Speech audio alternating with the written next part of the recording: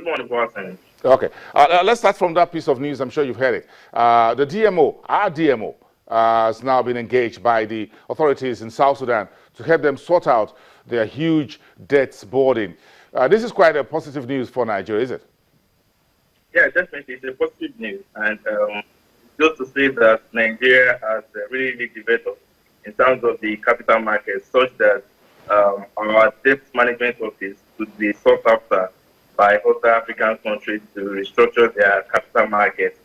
So it's an interesting development. I think Nigerian debt market now with a size of more than 4 trillion in market cap for the FGM bond, it has really grown. And there are a lot of shared experiences that the DMO could probably bring into the management of debt capital markets in South Sudan. So it's a very significant development.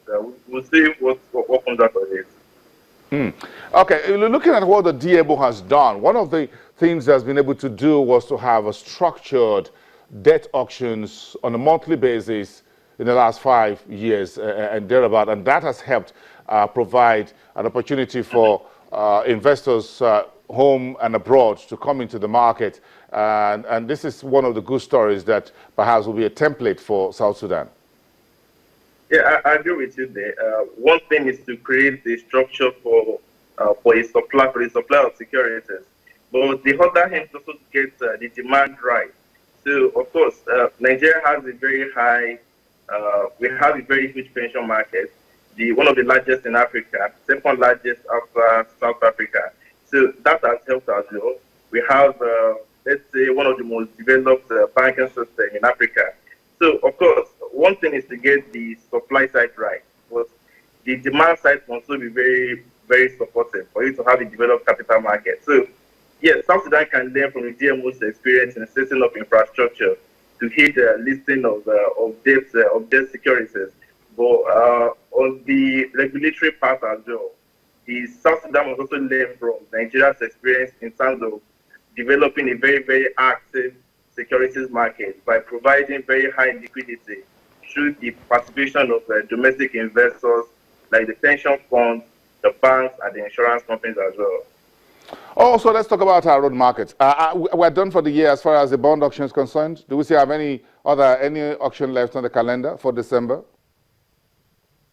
Yes, definitely. The DMO is likely to come to the market in a week's time, next week Wednesday probably, to issue the last tranche of debt primary auction for the year. But like you mentioned initially, last week when the MPC decided to cut its monetary policy rate from 13% to 11%, and also reduce the window, the symmetric window, or the rather symmetric window now, the corridor around the MPR, and also slashed the CRR by 500 basis points. We saw active bullish sentiment in the market last week. Yields across the benchmark instrument declined on average by more than 200 basis points.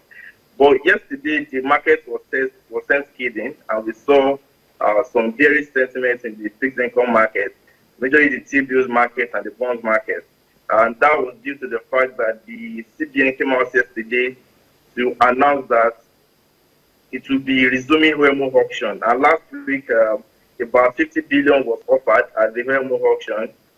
We had subscription going over 150 billion naira, but eventually about 48.5 billion naira was issued by the CBN in terms of OMO bills. So that's in a way communicated to traders that liquidity may start tightening in the market. And of course, the OMO bills were issued at a higher rate than the primary market, rather at the secondary market T-bills rate. The marginal rate was around 8%.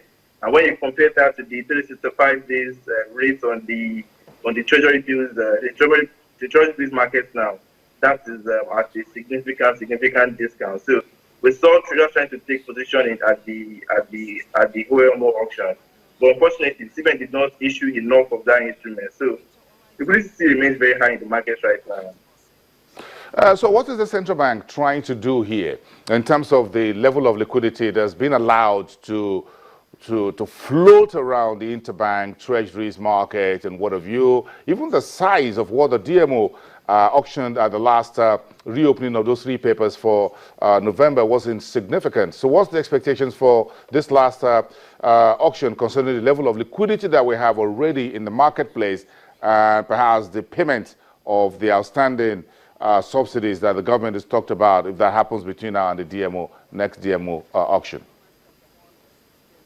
Thanks for that question, Boston.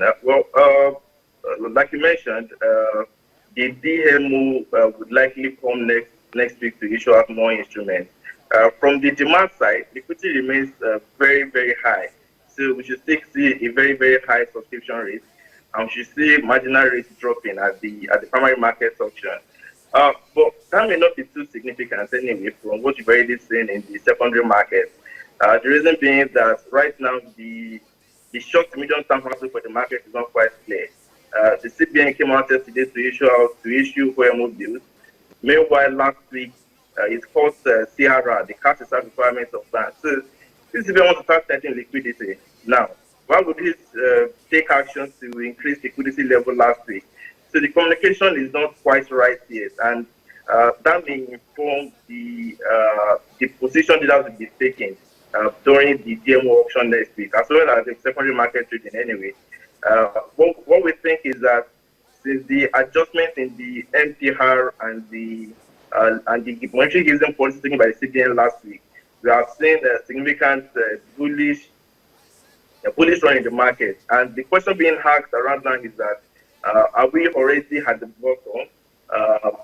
Have yields fully adjusted to the new to the CBN's monetary policy guideline? That's the question right now in the market. But what we think is that most of the instruments in the secondary market right now, most are already trading at a premium, except for one single instrument. That's the 2030 instrument that's trading at a slight discount. So, of course, most of the exposures have been priced in already.